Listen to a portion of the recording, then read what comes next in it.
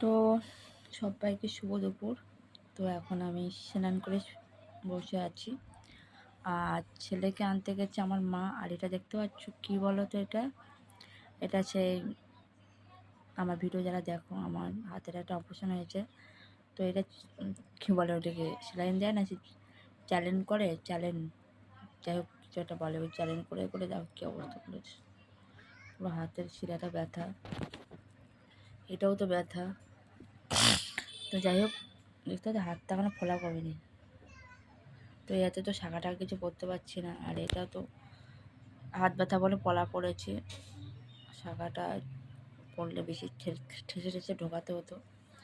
তো শরীরটা ভালো নেই। এখন আমার মা এসে, মা ছেলেকে আনতে গেছে স্কুলে, আসলে দেখাবো।